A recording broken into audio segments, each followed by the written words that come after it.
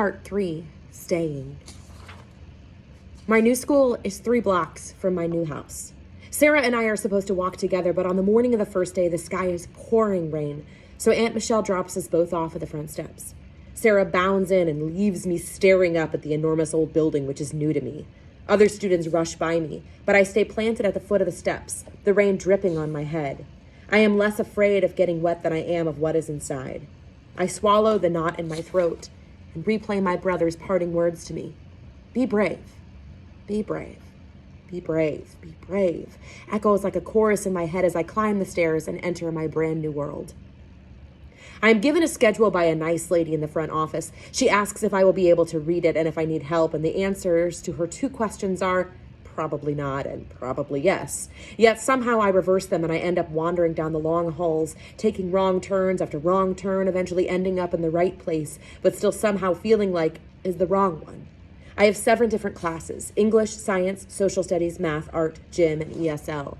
ESL means English as a second language.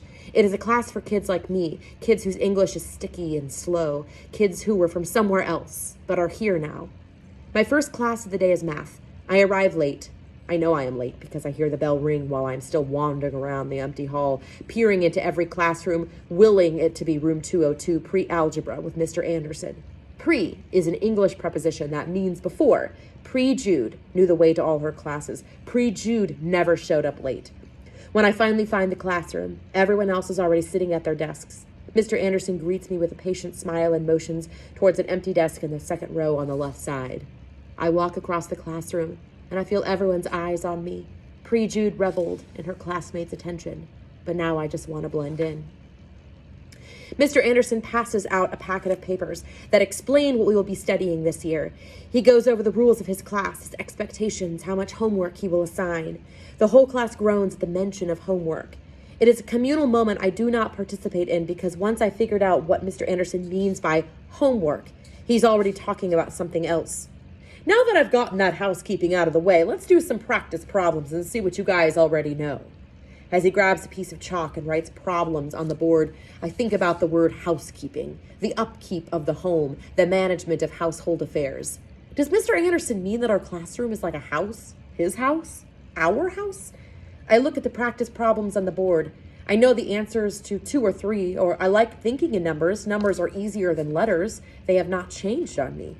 He asks for volunteers. I almost raise my hand, but then I realize I would have to explain my answer, not only in numbers, but in words, letters. I do not raise my hand. The whole classroom is silent, still. And then a boy seated in the front row volunteers. He walks to the front of the classroom. He is wearing a t-shirt with a photograph of a galaxy on it, millions and millions of twinkling stars. The boy works quickly, and when he is done, he walks back to his desk without saying anything. Mr. Anderson checks his work and claps as he announces that all of the boys' answers are correct.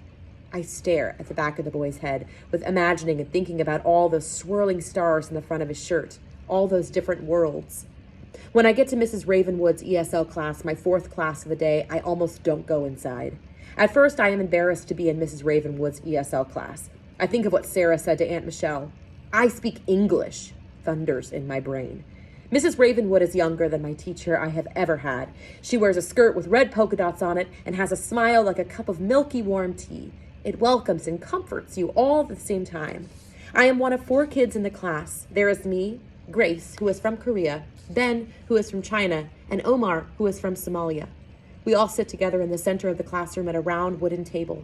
Mrs. Ravenwood has us go around the table and introduce ourselves. She says, "Tell me something you like. And tell me something you find confusing about English." Grace starts. She says she likes that in English, in America, she is called Grace. She has a different name at home, but her parents let her choose a new English name when they moved to America. She says that she likes that Grace feels like a whole new, exciting identity.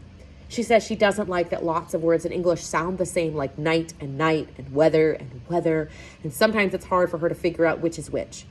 Ben, Omar, and me all laugh a little when Grace says this, each of us looking at one another, a little afraid to admit that we relate to what Grace said, but so relieved that there is someone else in this school, in this city, in this country who feels the same way about night and night. Ben shares that he likes American slang words like cool and awesome, and especially the words dough, which he explains he recently learned means money. Dough, he says. And then Omar says, yeah, that's a cool word. And we all laugh again. I was wrong about not wanting to be in Miss Ravenswood's room. My school is filled with kids who do not look like me. Kids with pale freckled skin, kids with hair the color of summertime corn, and kids with skin darker than mine. Kids shorter than me and kids taller than me. I have never seen so many different types of people in one place. I write to Fatima and tell her that sometimes it feels like the whole world lives at my new school. Sarah and I don't have any of the same classes, but during the second week of school, I see her in the hallway. I raise my hand to wave, my face breaking into a smile, but she turns away from me like I'm invisible. She is leaning against a locker, surrounded by her group of friends. All her friends are pretty, with shiny hair and clothes that look like they cost a lot of dough. They stand in a circle that does not open for me. At home that night, Sarah pretends like nothing has happened. Why didn't you say hi to me? I ask. Sarah takes a bite of her bagel, which Aunt Michelle has smeared with cream cheese and jelly. Her eyes look away from me, focused on the TV. We are watching another show about glamorous American teenagers. Sorry, she finally says, after a long pause. I was just busy with my friends. I want to say, aren't I your friend? Don't you want me to meet your other friends? But I don't. I take a bite of my bagel and almost spit it out with surprise when Sarah says, will you teach me some Arabic words? You're so lucky, she says. I wish I spoke Arabic. At first, I don't understand why she is saying this, but then I see the way she looks longingly at Uncle Mazen and Mama, who are in the kitchen speaking in Arabic and laughing. Lucky, I whisper to myself that night. I wonder if I say it enough times, if it will start to come true. There is an Arabic proverb that says, her luck splits open rocks. I am still waiting to feel like the force and less like the rocks. Sarah is never by herself at school. Whenever I see her, she is surrounded by friends who follow her around like the sea hugs the shore, drifting in and out, but always coming back. We have the same lunch break, but she never invites me to sit at her table, which is in the back of the cafeteria by the windows. I tell myself that she doesn't invite me because there isn't any space. But then one day, I notice there is an empty seat at the very end of the table.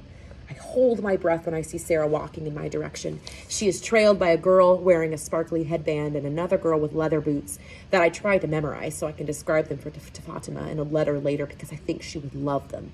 My whole body rings with anticipation as I wait for Sarah's invitation. But it doesn't come. She and her friend walk right past me, up to the counter where they each purchase a cookie. Wednesdays are the best, I hear Sarah say as she walks back to her table, triumphantly holding her cookie. I get up from the table where I have been sitting by myself and run to the bathroom where I hide in a stall and sob and wonder if this lonely ache inside of me will ever go away. Whew, that's heartbreaking. Ben is telling me about his old apartment back in China. I used to live in the clouds, he says, in a very tall building that looked out over all of Shanghai. I have never been to Ben's old house or even to China, but I can imagine it because of Ben's excellent English. Ben was in Mrs. Ravenwood's class last year, and I wonder if he's done this exercise before. I tell myself this to feel better, about the fact I have absolutely no idea what to say to describe my old home. I can see it, the tiny kitchen that was always filled with sunlight, the flat roof of our apartment building that was dotted with TV satellites. But my mind doesn't find the words in English to say what I want to say. It's okay, Ben says, giving me a warm smile. I think this exercise is really hard, too. We switch partners, and Omar tells me about how hot the sun was and how he always woke up to the sound of his mother singing in the kitchen. Grace tells me that her old home, she used to have to climb steps up to her bed, but here in America, she says, my bed is on the ground. She blinks and then says, floor? Is floor better? Do you like it better? I ask. She gives me a little smile, not saying yes or no, only, it's different. Class is almost over, and Mrs. Ravenswood says she has a surprise for us. We all look at each other excitedly, thinking that she is going to let us watch a snippet of an American movie, a treat she sometimes allows us when we work really hard in class. But instead, she brings out a box of cupcakes. She holds up one up to show us how it is decorated.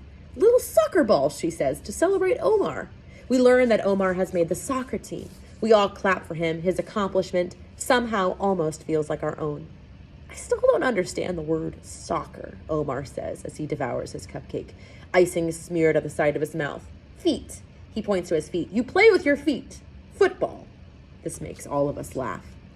One night, Uncle Mazen asked me if he can take me out to dinner.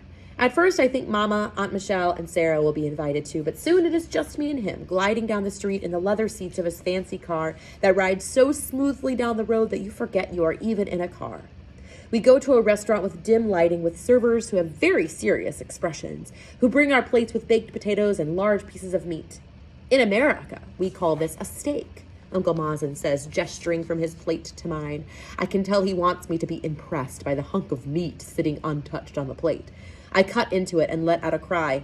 It's bleeding, I shriek. Uncle Mazen laughs and shakes his head. No, he says, it's perfect. In Syria, they overcook meat. I look at the light pink of the meat, my stomach turning at his words. At the small puddle of blood on my plate, I pick at the baked potato instead. I have been learning that in America, they add something called butter to everything. I may not be able to see the appeal of bleeding meat, but butter I understand. Are you happy here? Uncle Mazen asks me as he finishes his bleeding steak. I can hear the worry in his voice, how much he wants me to say yes. I don't answer him. Instead, I say, where is my entree? It sounds like the word enter, but it isn't the beginning of the meal because that word is, I pause to try to pronounce, appetizer. He smiles, but not in a way that makes me think he finds me childish or uneducated. He smiles at me like he is seeing an old picture of himself or reliving a memory that he had almost forgotten. It's getting easier, he says. Give it time. Or it gets easier. Give it time. And that's when I realize my uncle hasn't been showing me all his fancy stuff to impress me, but to convince me. To convince himself. I am rounding the corner to go up the next flight of stairs when I hear Sarah call out to me. Come here, she says, inviting me into her room, where I have never been before. It is the biggest bedroom I have ever seen. A giant bed with a white lace canopy is pressed against the back wall, and there is a white desk perfectly organized with all different colored pens and paper clips. It seems like the kind of place where dreams could grow and live.